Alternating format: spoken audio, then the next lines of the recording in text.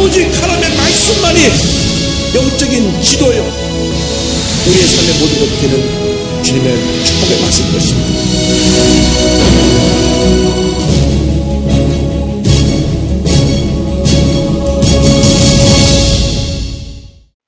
오늘은 출애굽기 31장 가지고 시내산 말씀의 종결 부분을 함께 공부하기를 원합니다.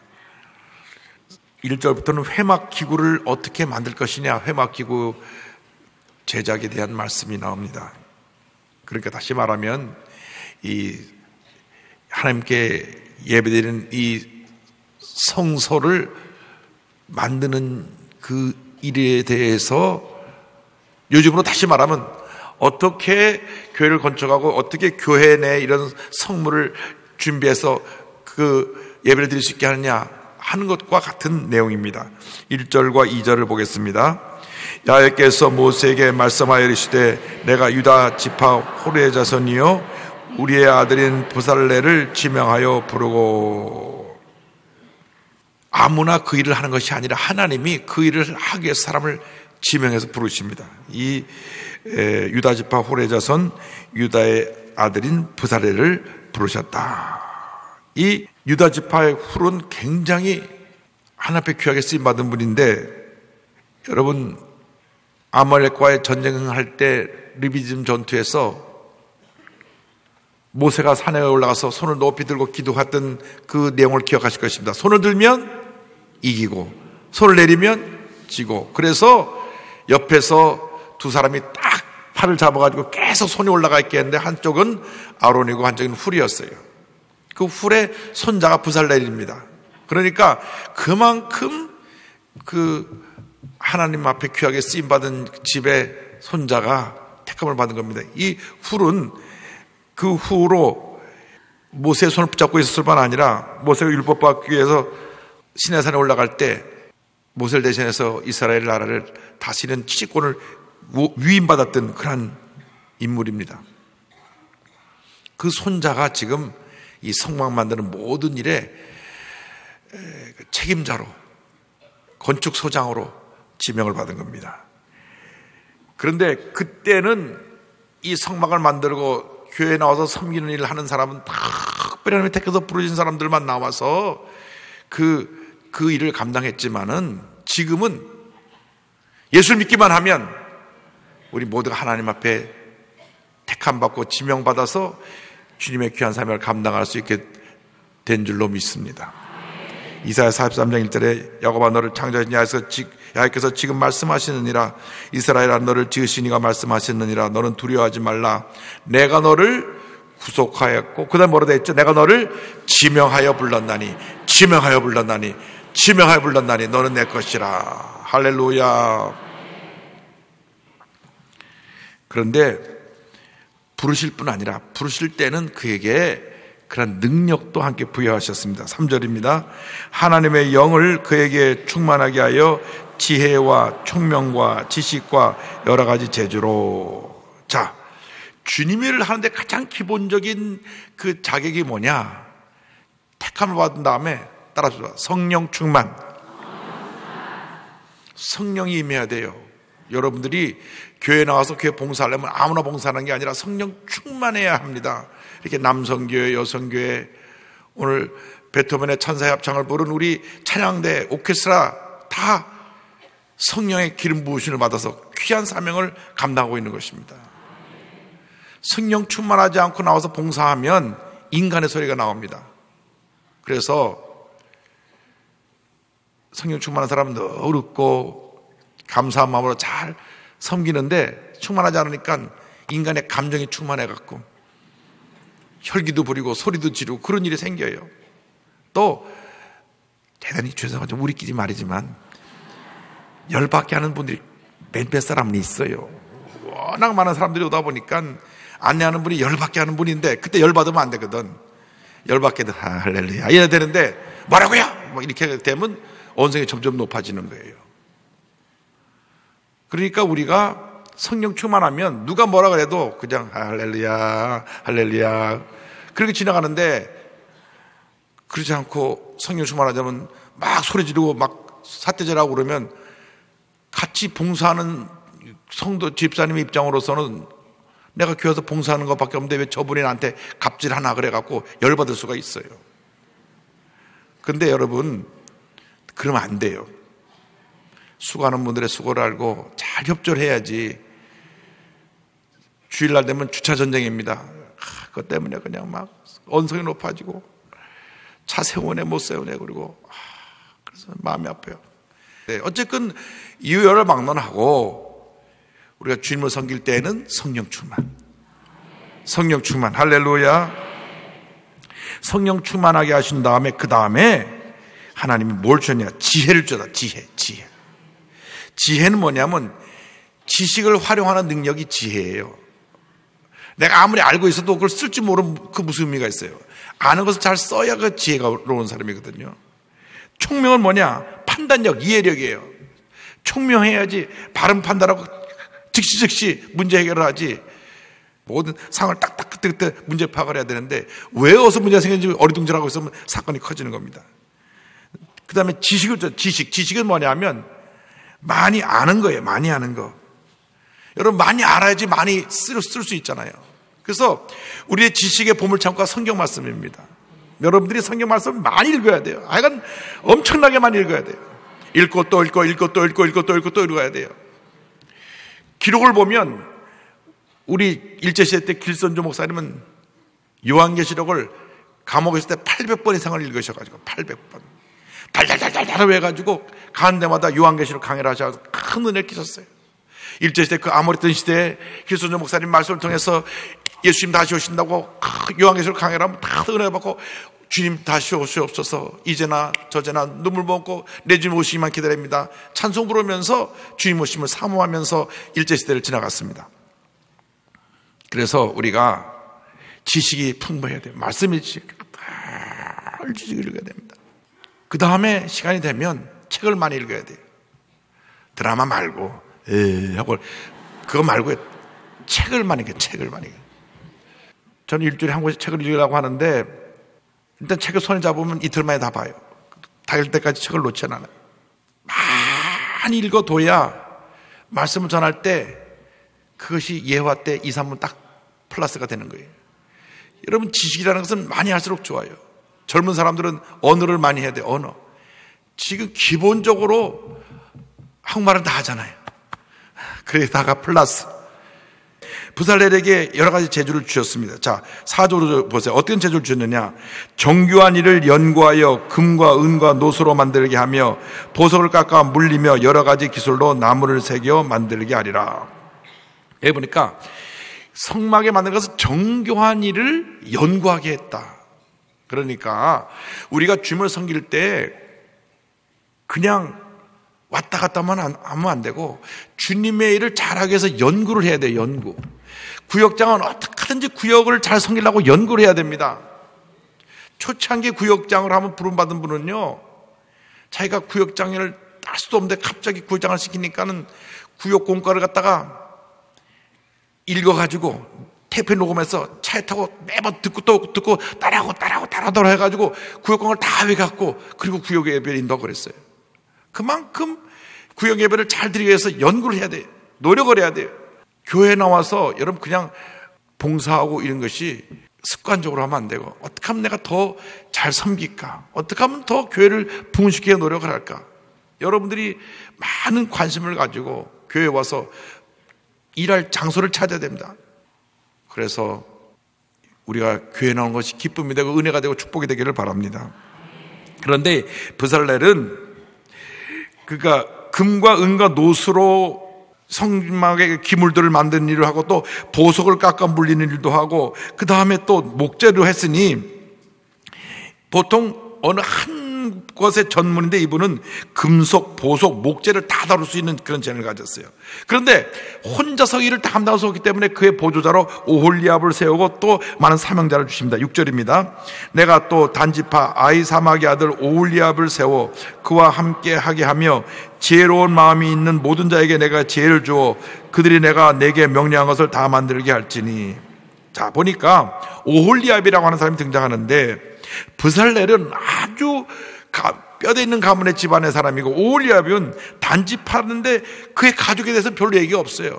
주님이 일을 한 데는 이게 신분의 차별이 없습니다. 가족 혈통이 있고 고귀한 집안의 사람도 쓰시고, 이름도 없지만 그 마음에 주님 사랑하는 마음에 뜨거운 마음을 가진 사람도, 열정을 가진 사람도 쓰시고, 그런데 이 모두가 성령 충만한 사람이고, 그 다음에 하나님의 일을 하기 위한 지혜로 충만한 사람, 늘 기도하고 말씀 묵상해서 준비된 사람들을 택해서 같이 일하게 하셨습니다.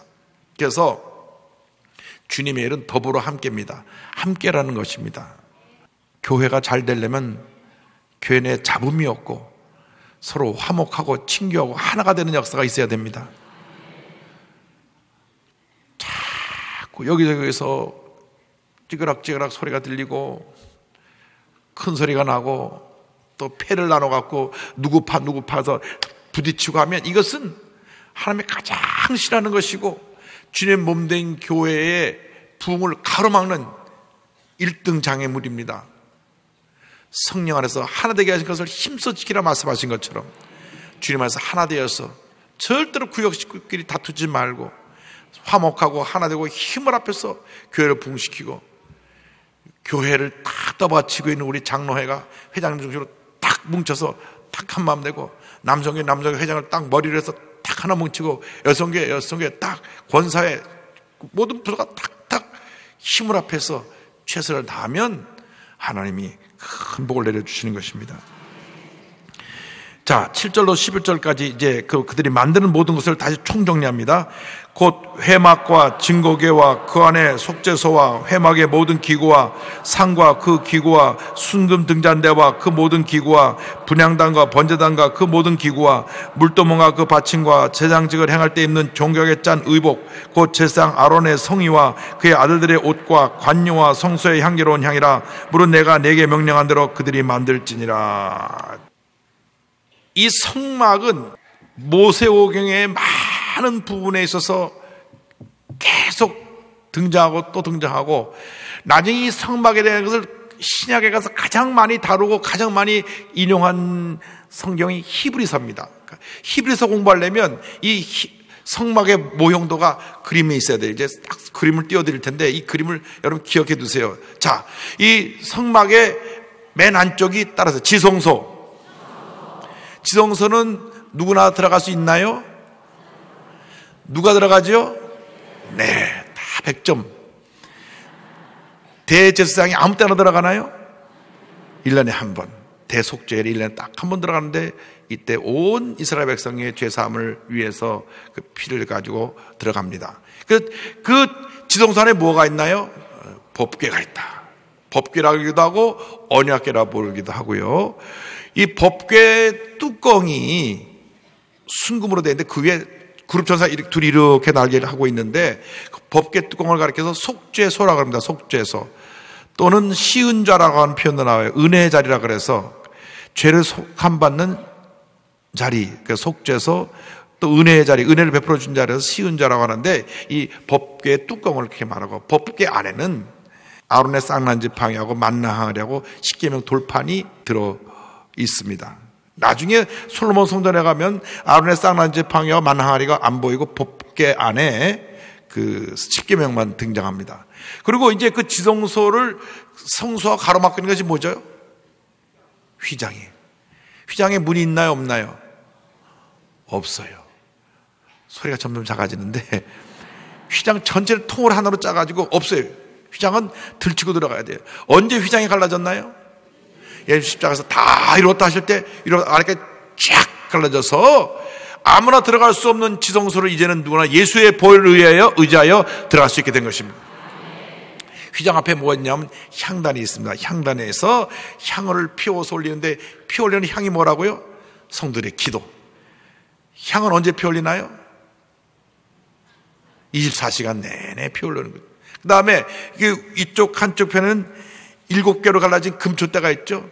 금초대는 성령의 불을 상징하는데, 이 금초대 7촛대가 한 줄기에서 7개로 갈라져서 하나님의 완전하심을 뜻하고, 그 위에 불이 7개가 있는데 성령의 불이 타올라야 되는 것을 말하는데, 깜깜하면 켜고 환하면 끄나요? 24시간 동안 불이 타올라야 되고요. 그 다음에 그 건너편은 진설병상이 있는데 떡 6덩어리씩 두 줄로 12개가 있는데 12개는 12지파를 상징하고 이 떡은 생명의 떡이신 예수님을 상징한다. 할렐루야. 그러고 나서 그 다음 그 휘장을 거치고 나오면 물두멍이 있는데 이 노떼아는 손을 씻는 정결을 시작하는 것이고 그 앞에 노제단은 짐승을 잡아서 피를 흘리는 것이 노제단입니다. 그래서 이 성막의 구조를 늘 머릿속에 기억하고 이러한 모든 기구를 만드는 것을 부살렐과 오홀리압과 그 지혜 있는 자들을 통해서 하게 하고 뿐만 아니라 제사장 옷, 그 다음에 거기 넣는 그 관유, 향유까지 다 만들도록 지시를 했습니다. 이 성막 기구를 만들 때 우리가 기억해야 될 중요한 의미가 몇 가지가 있는데 첫째로는 하나님께서는 사람을 택하여 함께 일하신다는 것입니다. 하나님이 다 하실 수 있어요. 하나님이 온 우주 만물을 말씀 한 마리 주셨잖아요. 빛이 있으라 빛이 생기고 별이 있으라 별이 생기고 식물이 생기라면 식물이 생기는데 성막아 지어져라 못 지어질 게 없죠. 온 우주 만물을 지으신 하나님이. 그런데 하나님께서 하나님의 형상대로 우리를 지으셔서 이제는 하나님 일을 하실 때 하나님 마음에 합한 사람을 택하여 주님 일을 하시는데 하나님 마음에 합한 사람은 조건이 하나입니다. 하나님을 기쁘시게 하는 믿음을 가진 사람. 믿음을 가진 사람이 하나님의 일을 하는데 성령의 충만함을 받아서 말씀에 의지해서 주님 일을 할 때 하나님의 놀라운 역사가 나타나는 것입니다. 그래서 하나님이 우리를 통해서 일하신다. 할렐루야.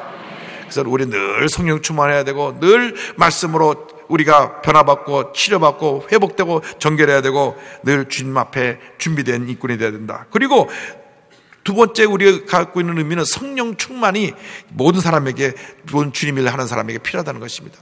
여러분, 교회의 일꾼이 되기 위해서 기본적인 요소가 성령 충만입니다.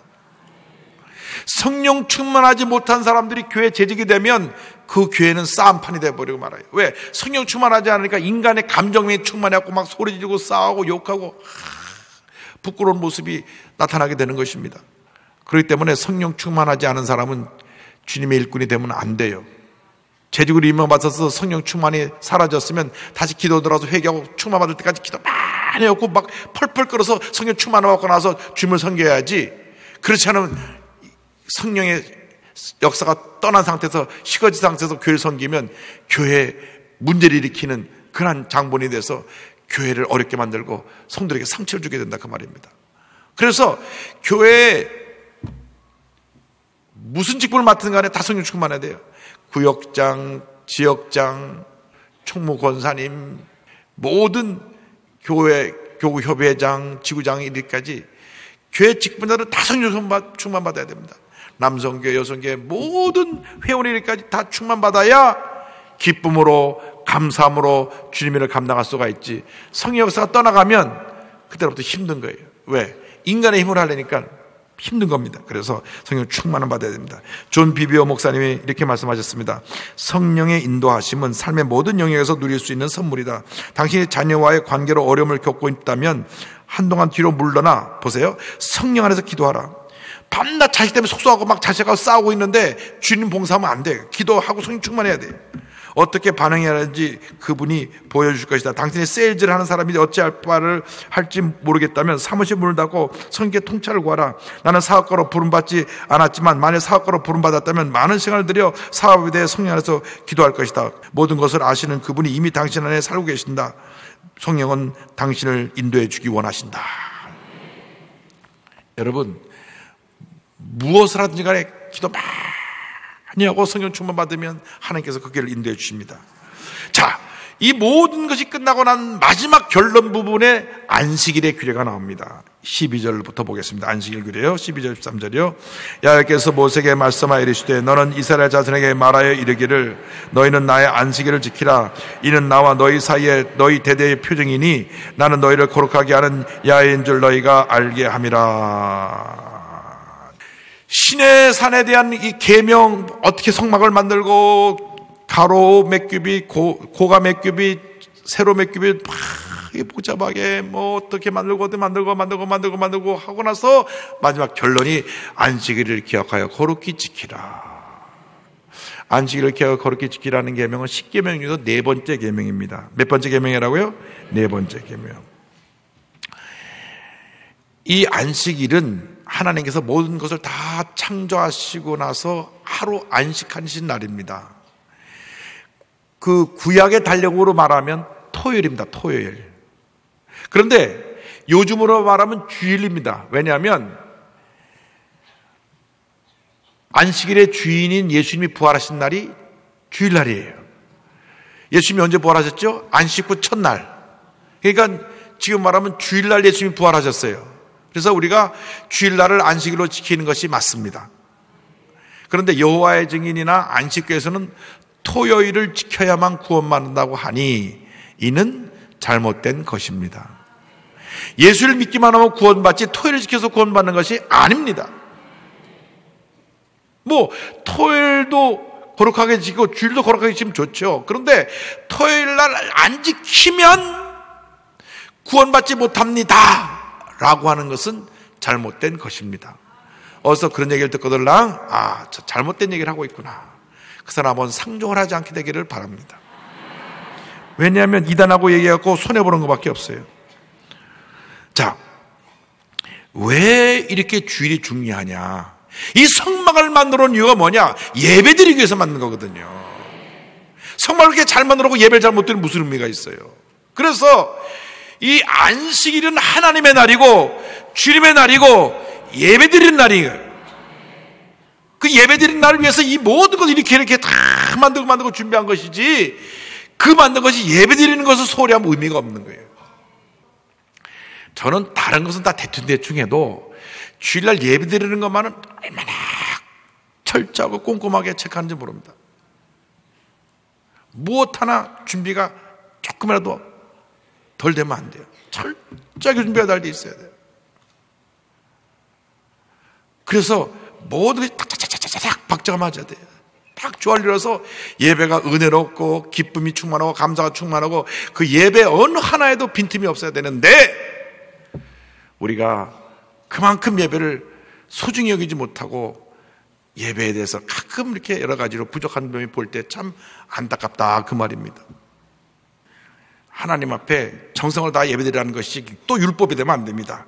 이것이 우리에게 주신 이는 나와 너희 사이에 너희 대대의 표정이니 영원토록 지켜야 될 약속이고, 이 예배를 통해서 나는 너희를 거룩하게 하는 야인 줄 너희가 알리라. 우리 하나님의 은혜를 깨닫고 하나님을 알게 됩니다. 안식일을 지켜서 우리가 하나님과의 관계를 바로 할 수 있는 것입니다. 14절입니다. 너희는 안식일을 지킬지니 이는 너희에게 거룩한 날이 됨이니라. 그날을 더럽히는 자는 모두 죽일지며 그날에 일하는 자는 모두 그 백성 중에서 그 생명이 끊어지리라.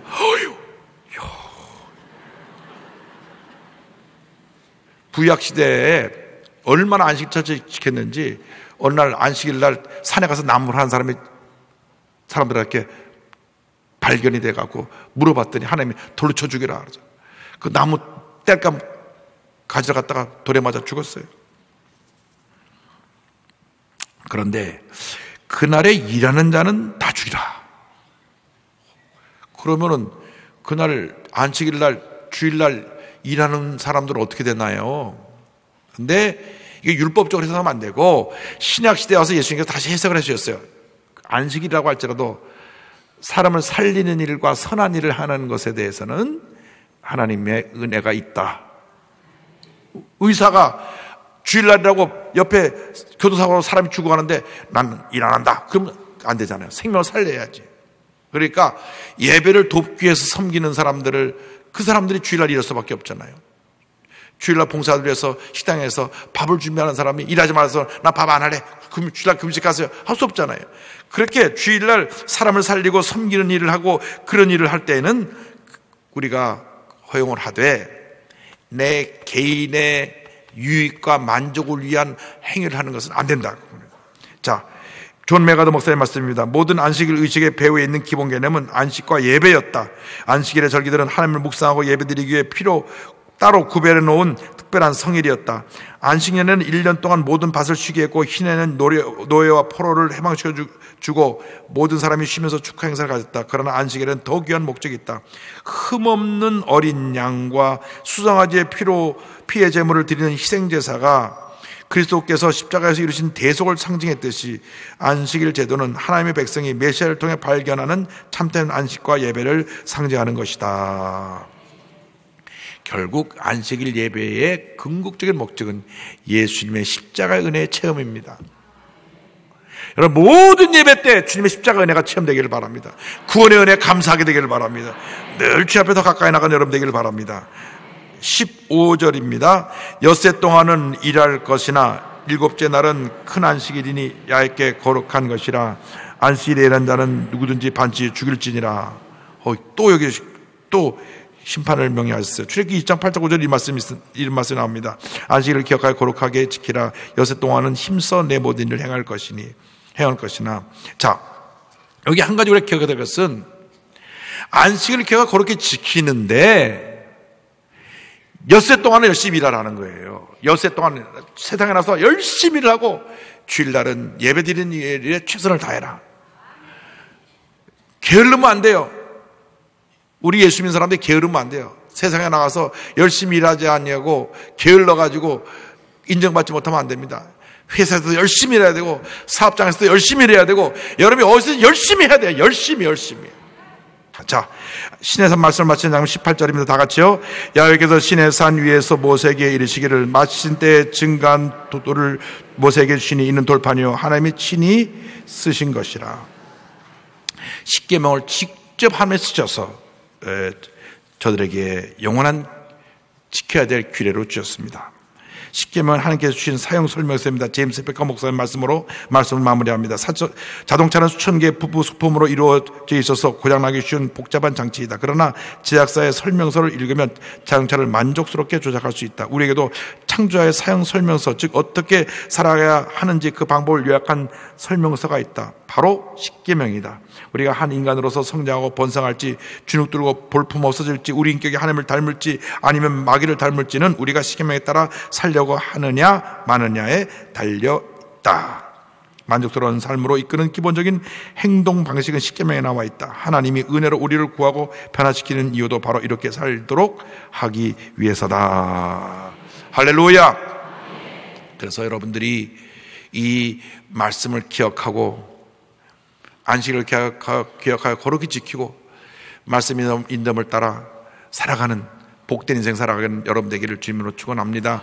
기도하겠습니다. 사랑과 은혜와 자비가 무한하신 하나님 아버지, 우리에게 주신 오늘 귀한 말씀 감사합니다. 말씀 마음에 품고 한 해 동안 한평생 살아가는 동안 예배를 소중히 여기고 예배에 최선을 다하고 엿새 동안은 일하고 주일날에는 주님을 섬기고 십계명을 지켜 행하고 말씀대로 생활하며 하나님께 영광 돌리며 살아가는 저희 모두가 되도록 은혜 내려 주옵소서. 예수님의 이름으로 기도드립니다. 아멘.